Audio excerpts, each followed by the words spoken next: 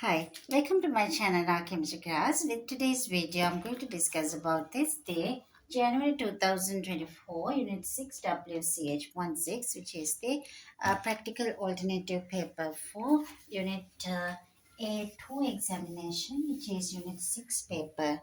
To begin with this, the first question, it is based on substances are given to you a solid. Student carried out some test on four aqueous solutions labeled A, B, C, D.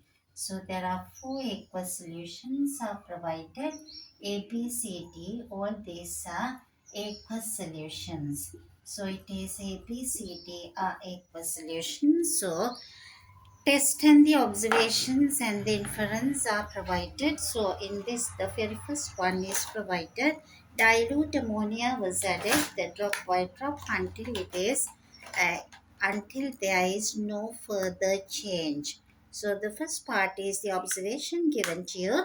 Pale blue precipitate form which dissolved to give a deep blue solution.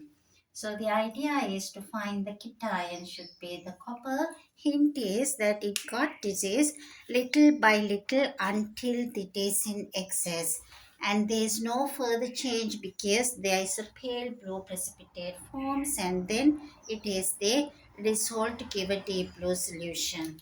This is the first one of that, and the second part of the question says, so the A contain copper 2 plus, it's identified. And for the solution B, it is the dilute ammonia is added until it is in excess. There is no further change. So it is added this, the white precipitate form, and the first few drops, the precipitate dissolves with excess ammonia. So obviously it is to be the zinc 2 plus. It is produced the zinc OH2 with this 4 water having no charge. This is solid. Excess ammonia is added into this one. The precipitate dissolves. It's very clear. It is the ligand exchange reaction has been happened. So it is 6 ammonia has been produces into this one will be the tetraamine zinc 2 complex has been produces, and the identified as the B contains zinc 2 plus as the cation, as the A contain the copper 2 plus and the B contain zinc 2 plus. Now it is recognized.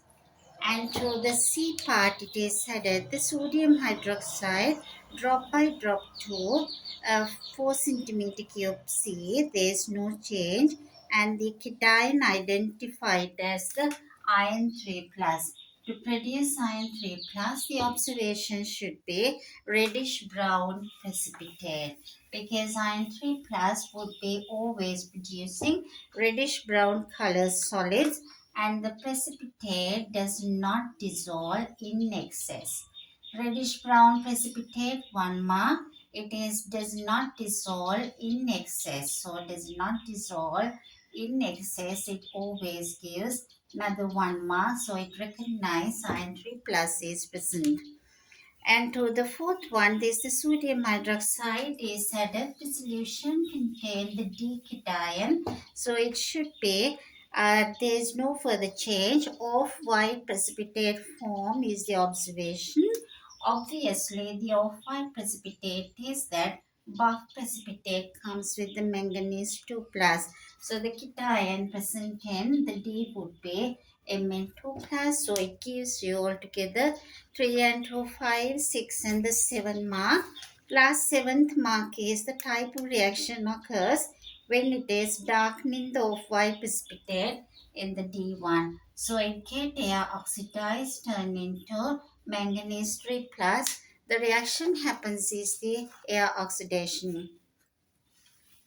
Moving into the B part of the same first question, it is starting from B part. It is now starting from the dilute nitric acid followed by silver nitrate into A and the B.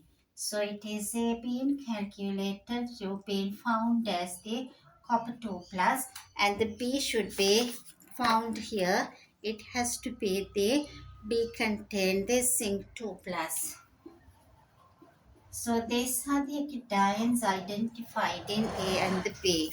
In the B part, the question, the dilute nitric acid followed by silver nitrate, student was not certain.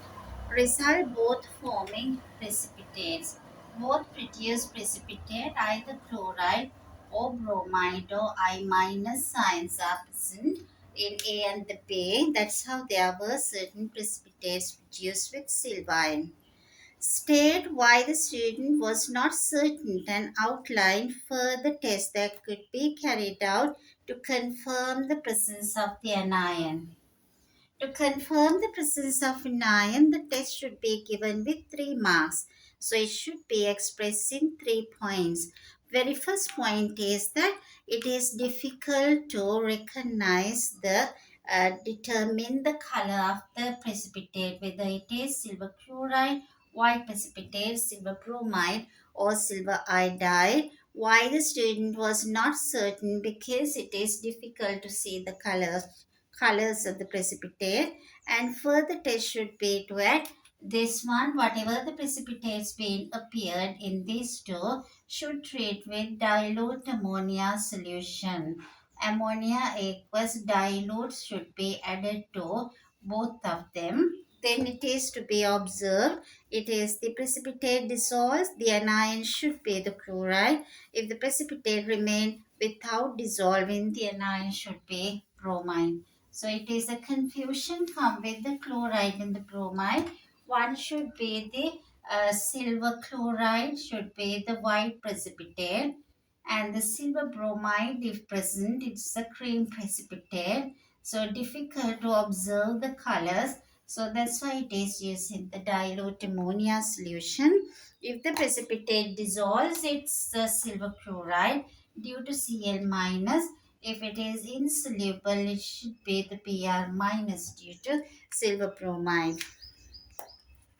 C part the question says the student tested for the anion in C, which is with the barium nitrate solution being added in this C part of the question. It's the C part of the question. It has been added the barium nitrate solution and observed the white precipitate. Obviously, the anion should be present here is sulfate. Barium is added from outside and the sulfate ion present in the compound. It has been produced a white precipitate which is barium sulfate. So the C should contain an ion sulfate. Student research further tested the anion present in D and found this addition of sodium hydroxide, aluminium, and heat strongly. In the D part, this is the test for nitrate anion. Add in the aluminium powder and the sodium hydroxide, and it has to be heated up with the sample. If there is the gas comes which is changed in the color which is producing, observed with this, often it is that what is you call this, that the red litmus turns blue. It should be the moistened red litmus turns blue ammonia. So they have been identified. The ammonia has been evolved. Therefore, the anion is nitrate aqueous science. So it is the last 1 mark out of 12 marks in the first question. For that, moving on to the second question, it is based on organic chemistry. And the question number 2, based on this paper, is from organic. Starting the question is provided this question about identification of 4 different organic compounds W, X, Y, and Z. These are all liquids. Whenever you get a question, it's advisable to write down given information very clearly. All these are liquids, and for each compound contain total of 3 carbon atoms. All contain C3. C3 and the rest of that we have no idea, it's not given. All these are C3, all contain one functional group. Having all this basic information, now can move on to the observations given. It is been given that compound W gave Positive results for Tollens reagent. Tollens reagent positive means the W should be an aldehyde. The observation is related to the positive observation. W contain an aldehyde functional group. Positive result. Sample of the X is now turned into sweet smelling substance. Sweet smelling substance is an ester. Ester is produced with ethanoic acid. Then obviously the X should be an alcohol of 3 carbon. It's a 3 carbon alcohol because it's all these W, X and Y. X, Y and this set contain 3 carbon atoms per molecule. So your question is the A first part is that positive result W. W should be 3 carbon aldehyde, functional group is CHO, and they ask him to draw the displayed formula. All bonds should be clearly displayed. So the W is the propanol because it is the functional group is the aldehyde and it contains 3 carbon atoms. X produce, so it is you asking the functional group of this should be the X should be alcohol. That is this next question based on functional group. Second part, there are two peaks in the carbon 13 NMR of the X. X again contains 3 carbon atom. X is an alcohol having only two peaks in the carbon 13 NMR shows that this X contain only two different types of carbon atoms. So obviously it is the one carbon as well as another carbon. So that based on this information gives CH3 and it has to be the OH should be at the center CH3 here. So this is a carbon, this also a identical, this is B. Only two peaks for carbon 13 NMR, that is for B is second one.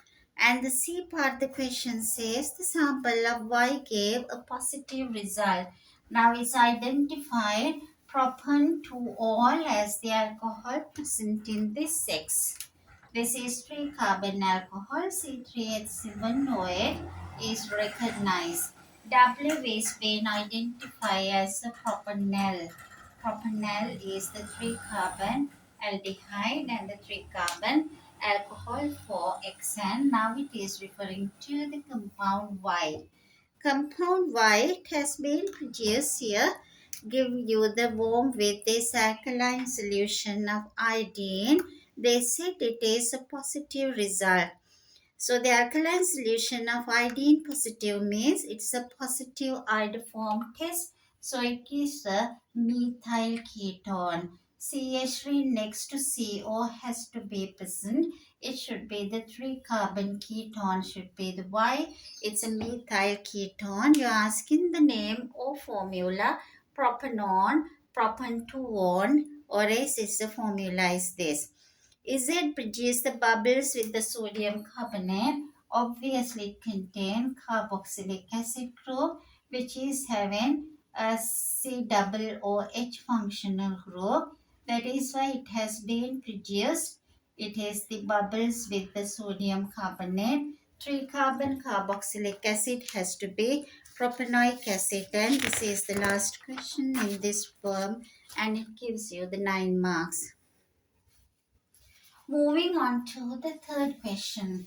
So it is the first two questions are discussed. So it's moving on to the third question. It says a student is given a solution of 0.02 mole per decimeter cube concentration of ammonium vanadate. Ammonium vanadate contain VO3, 1 negative ion. VO3 1 negative ion and it is the vanadium plus 5. The oxidation state of vanadium in this one is vanadium plus 5. This solution is provided and asked to prepare solutions contain vanadium ions in different oxidation states and then to confirm the results. So you are provided three different reducing agents. One is the zinc And the second one here being provided is sulfur dioxide. Sulfur dioxide is reduced in nature just like zinc as well as metal tin being provided. Your question based on that is the first part would be the student pipetted out. This is the A part of the question. Student pipetted 25 centimeter cube into a conical flask which is already having this one 25 centimeter cube of this solution. We call it as the solution X is now in a conical flask which is 25 and added about 60 centimeter cube of sulfuric acid. It is not exact. It is about sulfuric acid of because it is to be in excess. That is why it's about 60 centimeter cube of sulfuric acid is added. Alright, this is the A first part and added this the granulated zinc granules of zinc granules are added. Granulated zinc is added and it is the cotton wool was used as this the stopper the flask and then heated gently boiled for about 30 minutes. Cotton wool flask it is preventing the escaping of this is the excess acid as well as it is to react with all the vanadium ions. It has to be kept for about 30 minutes. Cotton wool helps to prevent the reoxidation of the vanadium because vanadium is from plus 5 is reduced by the zinc here it is added and it should not reoxidize back into the vanadium 5 because this oxygen in air also the hydrogen gas been escaping, so the vanadium to allow the escape the hydrogen gas should allow by this the cotton wool. Hydrogen gas is produced. They ask in the first part of the question, second part of the question of A. A first part is it is based on this suggests only an approximate volume of sulfuric acid because the acid didn't exist. Second part, why the hydrogen gas is produced? Why hydrogen gas? Because this the metal zinc start reacting with sulfuric acid produces a salt of zinc sulfate generating hydrogen gas. Metal zinc react with the acid. And third one, give a possible reason why the flask was heated. That is obviously to increase the rate of the reaction. And the fourth part of the question, it's based on student concluded zinc had reduced the vanadium 5 to vanadium 2 oxidation state.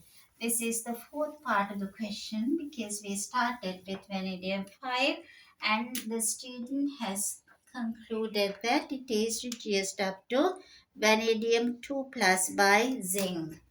Vanadium plus 5 being reduced by vanadium 2 plus, it is done by zinc, has been acted as a reducing agent. Explain the sequence of colors that the student would have seen to reach this conclusion. If it is the vanadium 2 plus, link each color to the vanadium oxidation state. To answer this question, you should be aware about those different oxidation states of vanadium and the colors with each one. And to begin to this answer, we should start it with vanadium 5 plus VO2 1 plus should turn into VO2 plus turn into V3 plus, then turn into V2 plus. If we began with this, the yellow color, initiated with yellow color, turned into blue color with vanadium 4 plus, and the green color, vanadium 3 plus, and this light purple color or violet color in this vanadium 2 plus should be our observational in this sequence. You're asking link each color to the vanadium oxidation state to get this 3 marks to this particular observation. It is in this the fourth part. Alright, moving on to the B part of the same question, there 3. It's asking the student was told, this is now finishing the A part, we're moving on to the B part of the question. It is mentioning here Student was told some sulfur dioxide is toxic. SO2 gas is toxic. This information is provided. And the question is that cylinders of gas, it is not recommended for use in school labs. The student was advised to prepare it within the reaction mixture from sodium sulfate and hydrochloric acid. Why sulfur dioxide is advised to prepare in this method? B, first one. Look at the marks always. It says it's just one mark because that's toxic sulfur dioxide can be escaped while preparing.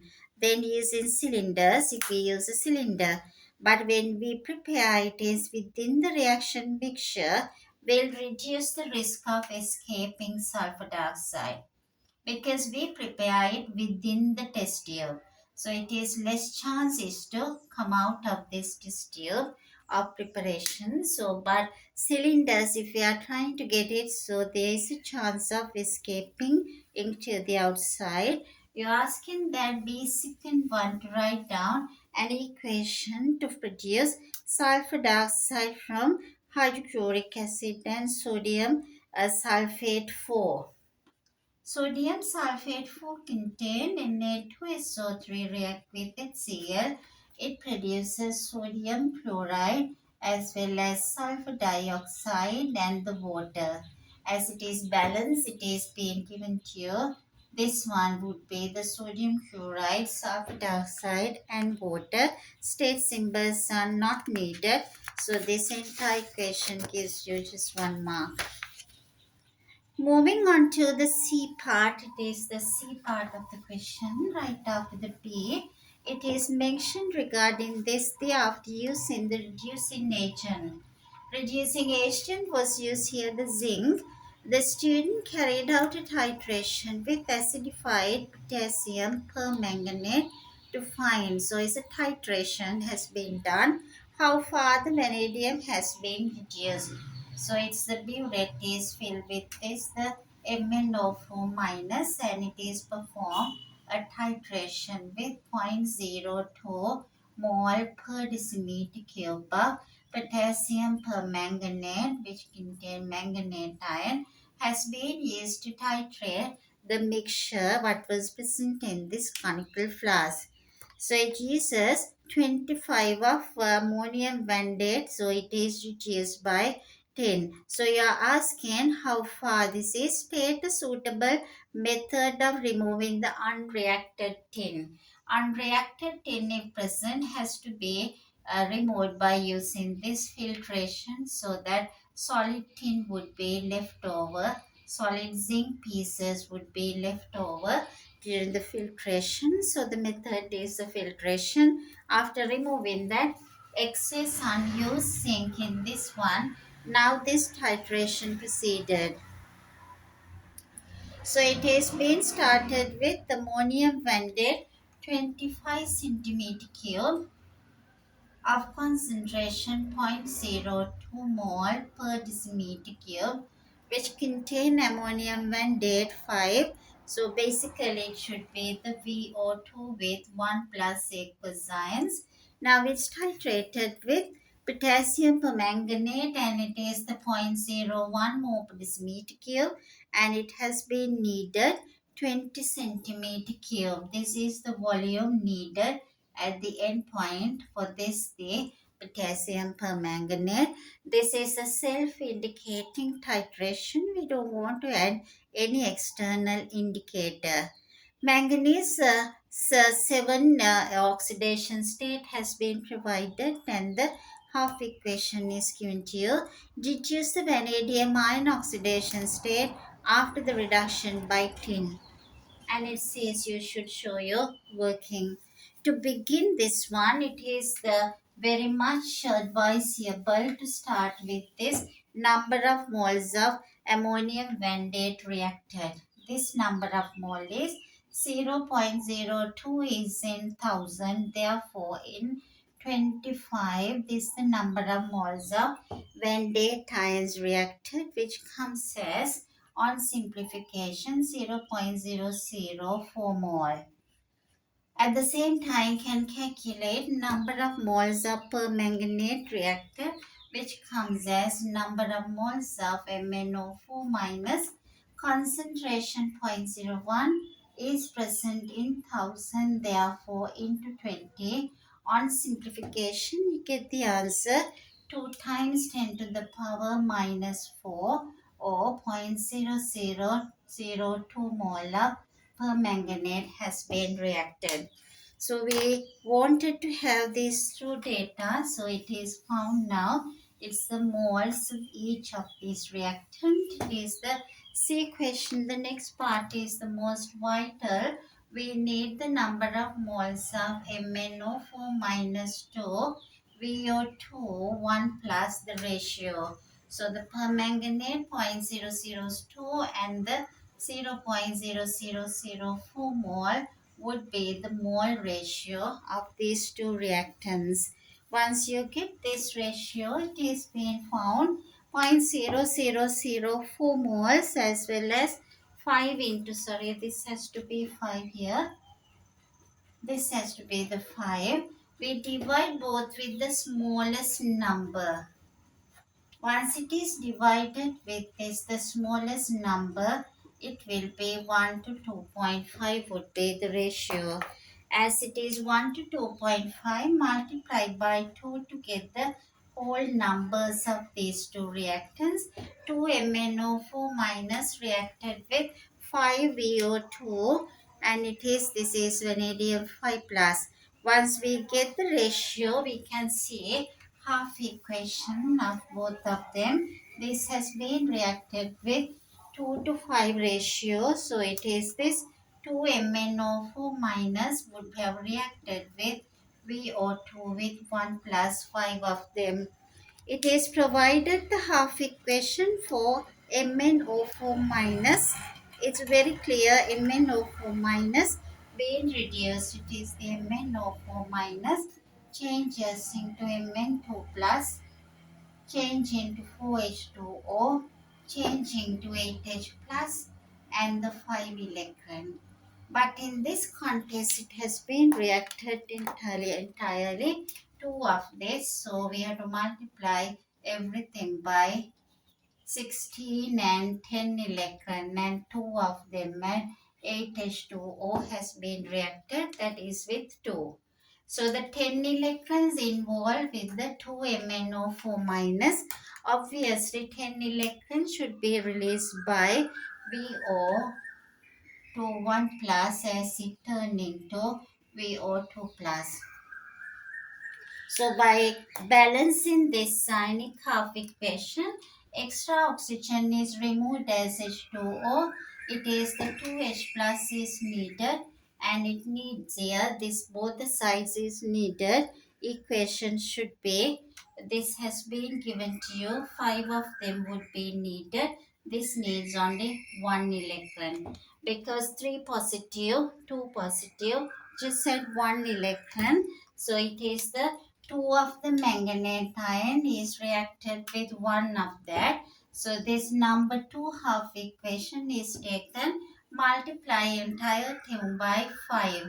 Then it is 10H plus and 5VO2 1 plus, and it has to be equals to 10 electrons by this one.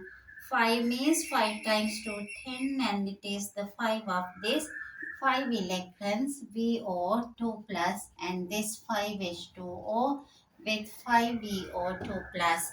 To react with 5 of this, we don't know the number of electrons. It is easier to written down as n amount of electrons, because this balanced 2 half equation should be this with the ratio 2 to 5.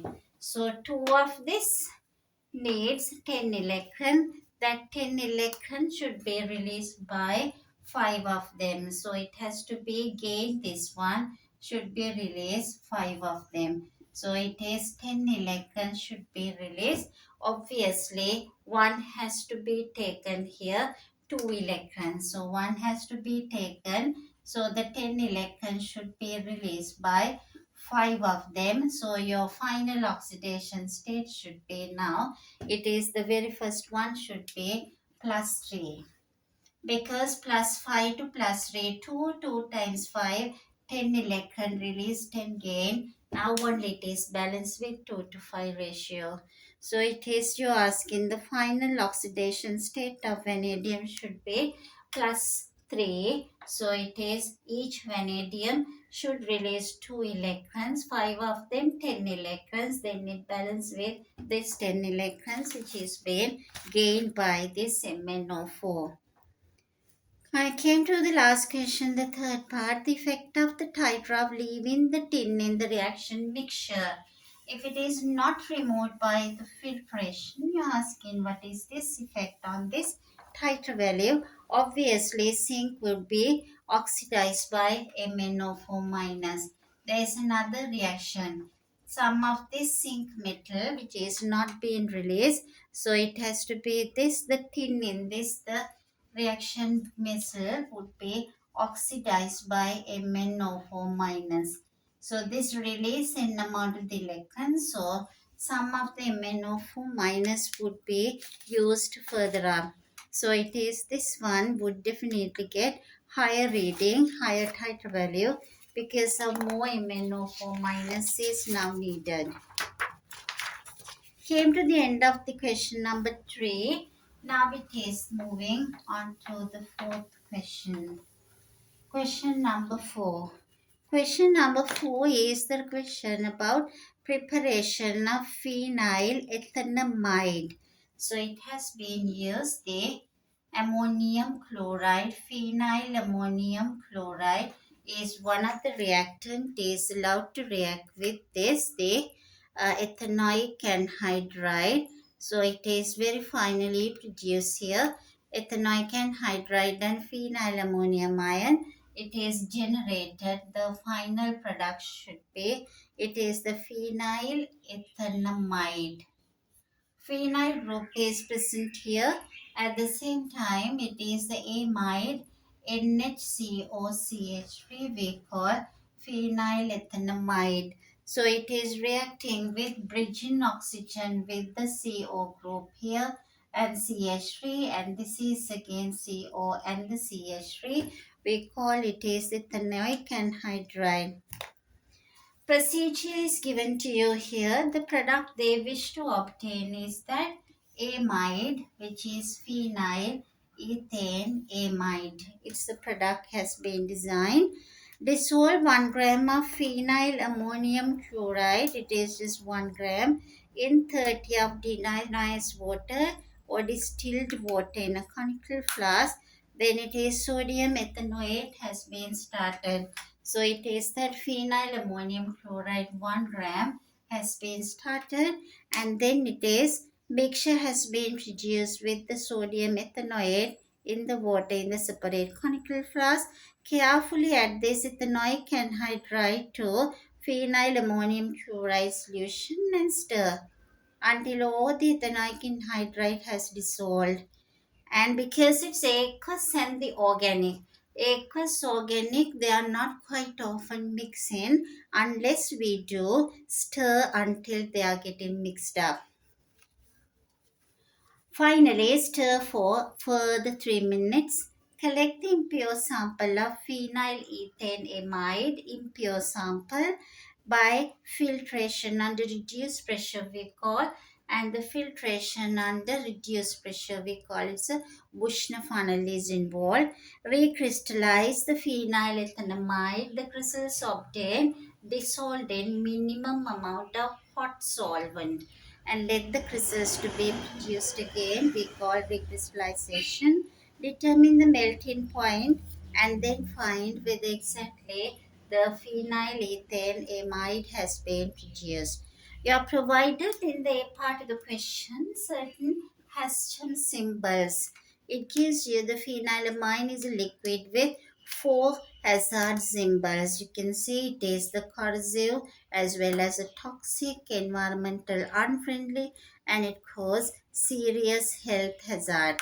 But phenyl ammonium chloride, which is a solid, and the advantage of this is the phenyl ammonium chloride, If it's spilled even, it is easier to separate than a liquid. It has only two Hessian symbols for hazardous signs. Either first one, environmental hazard, and it has to be this the health hazard symbol. Suggest by referring to both columns of data two reactions, two reasons why it's preferable to use phenyl ammonium chloride. Phenyl ammonium chloride is a solid. It is a number one advantage over a liquid because a liquid it is difficult to separate. It can be evaporated. Phenylamine is toxic and corrosive, but phenyl ammonium chloride is not. There are two extra Hessian symbols are given to phenylamine. Apart from phenylamine chloride, it is toxic and corrosive. B part the question show by calculation ethanoic anhydride is in excess. So to begin with the calculation in this question number 4, B part. Ethanoic anhydride is in excess. So to find phenyl ammonium chloride, so it has been given you the formula ammonium chloride and it has been given the mass is 1 gram, can be calculated the molar mass. So MR is calculated 129, but in the other table it's provided the molar mass 129.5. You can use that value. So the number of moles of phenyl ammonium chloride equals to 1 divided by 129.5 mole, which comes as it is 7.7. 7.7 times 10 to the power minus 3 mole to the nearest one decimal. If you wish, you can get 7.72 to the power minus 3. Number of moles, this is being found now. One reagent, the other reagent, the ethanoic anhydride. This is the first reagent. The second one, number of moles of ethanoic anhydride. It is given to you. 1.08 being provided to you. It is this density, and ethanoic anhydride being used 2 centimeter cube. Volume is 2 centimeter cube. Density is given to you 1.08 gram per centimeter cube. With these two values can be found, it is the mass because density is equals to mass over volume. Mass is equals to density times volume. So it is density is 1.08 and the volume is 2. You get the answer in grams. So once you get the answer in grams, it is 2.16 grams. Once you found this, the mass, it is easier to calculate number of mole. So it is that number of mole would be equals to 2.16 gram divided by the molar mass being provided to you as 102. Number of mole of the second reagent would be 2.117 times 10 to the power minus 2 mole. Can you see there's the difference of these two, which reagent should be in excess? Therefore, it is obviously excess is the ethanoic anhydride in excess because it is less than this value. So this showing of these digits or values, so it gives you 2 marks. C part the question is the step 4. The Bushner flask and the funnel was used for suction filtration. It gives you the two different diagrams how it is been possible to use this Bushner flask, and it's the C first one of the question being asked about this. It is this filter paper used should be it is fit in the funnel and lie flat on the base of the Bushner funnel rather than curl up the sides of the funnel. If this is curled up or lying flat. So the lying flat, all the holes are sealed, but it is curled upwards means it is easier from the corners. This the salt solution can always lose from that, but here nicely seal down all the holes. You can see why it's important to place the filter paper in this way. Correct method is this one. This is not correct. why it is using with the two different points, why it is correct in this the first method than the second one. Answer lies here. When it is a flat filter paper, it seals all this the holes in that, so it is block the mixture to be passed through the holes. And when curled up, it has to be some of the mixture may pass through the sides into the portion of us, so it is loose in certain amount of the compound. Second one of the C, second one it is asking after that. It is based on the same observation by solid collected. Step 4 is wash with the small volume of cold water. So it is use the cold water because washing with the water remove all the water soluble impurities. That is to get rid of all water soluble impurities. What are the water soluble impurities in this preparation? Would be basically impurities of water solubles. Based on this, would be that it is phenylethanamide is less soluble in the cold water, but it is that phenylethanamide would be more soluble in cold water. So our solid will not be lost in this way of washing. The D part of the question asks about the recrystallization.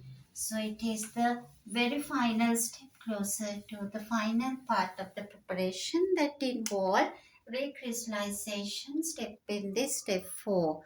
It is that the hot filtration. You're asking to write down the purpose. Obviously, the hot filtration, our solution is now with that this most of these are compound dissolved. If there are any insoluble impurities can be removed. Any insoluble impurities are now retained on this filter paper. These are insoluble impurities. They can be separated if it is now doing the second time of filtration. We call it is this hot filtration. E part of the question again, the last part of that on this page, it is the two effects of impurities on the melting point. If the impurity is present, obviously melting point decreases. One effect would be it is less than the compound's melting point. Also, it is the melting point range. If there is a range, maybe 98 to 102, it is now become widened 96 to 104. It melts over a longer range. It has to be the much wider range now if there are impurities present. Next is the moving on to the F part. It has been providing two IR spectrums and the IR data has been given to you in the data booklet. So it is the IR spectrum of phenylethanamide. It is the IR spectrum of phenylethanamide of phenylamine were obtained. Ethanamide and the IR spectrum of the phenylamine were obtained. One of the two spectra is given. So you are asking is the data. So you can see very prominent peak is there somewhere closer to, it is the 3500. It is a prominent peak is there 3200 to 3000 centimeter minus 1. You can see in the data for NH stretching frequencies, it is the 3200 to 3500. 3200 to 500, that should be the NH absorption. At the same time, there is a peak to around 1500, 6000, 1700. There is a sharp peak of carbon oxygen double bond absorption, also quite clear to understand now. Two peaks are there. Your question would be the first one, why the peak one cannot be used to identify the spectrum being produced of phenylethanamide, but peak 2 can because it's a wave name number, it will be it is that usually peak 1 overlap with this the amine as well. It is 3500 to 3300 or 3200 to 3500 overlap. So it's not very clear whether it is amine or amide. But the peak 2 is a carbon oxygen stretching. This is the obvious the compound is an amide because that amide or amine we cannot distinguish by looking at this NH peak which is being given to you as this the peak 1. Peak 1 is not possible only by looking at the peak 1, but the peak 1 and the 2, yes. Carbon oxygen double bond absorption is present in amide, so can be used to study about this progress of this particular reaction. It is end of this paper has come, so it is thank you so much for watching. I hope